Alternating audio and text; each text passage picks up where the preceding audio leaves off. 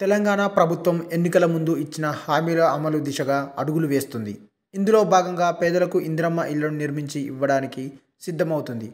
ఈ పథకం ద్వారా సొంత జాగా ఉన్న అర్హులైన పేదలకు ఒక్కో ఇంటికి 5 లక్షలు ఇస్తామని హామీ ఇచ్చింది.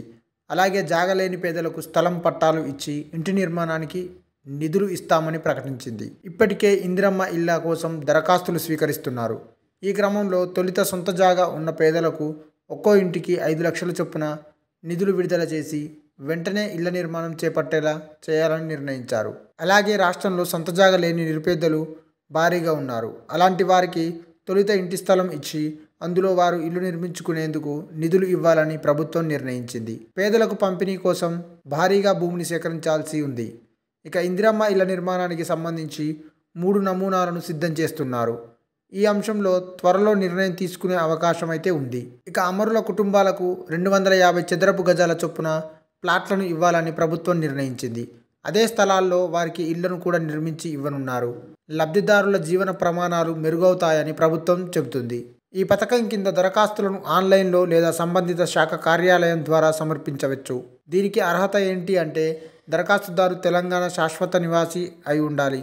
అలాగే దరఖాస్తుదారుకు సొంత ఇల్లు ఉండకూడదు. ఆధార్ కార్డ్, నివాస ధృవీకరణ పత్రం, passport size photo, mobile number, email ID, ఆదాయ ధృవీకరణ పత్రం మొదలైనవి దరఖాస్తులతో పాటు జత చేయాలి.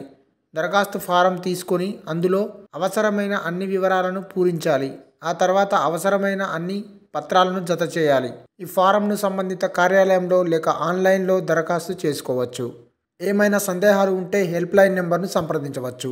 ఫిర్యాదులను ఆన్లైన్లో కూడా సమర్పించవచ్చు. ఇందిరమ్మ ఇండ్లు హౌసింగ్ స్కీమ్ దరఖాస్తు ఫారం 2024ను సమర్పించాలనుకునే పౌరులు ఇప్పుడు tshousing.cgg.gov.in వద్ద యాక్సెస్ చేయబడిన అధికారిక వెబ్సైట్ని సందర్శించి రిజిస్ట్రేషన్ ప్రక్రియను పూర్తి చేయవచ్చు. ఈ వీడియో మీకు నచ్చినట్టయితే లైక్ చేయండి, షేర్ చేయండి, కామెంట్ చేయండి, సబ్స్క్రైబ్ చేయండి.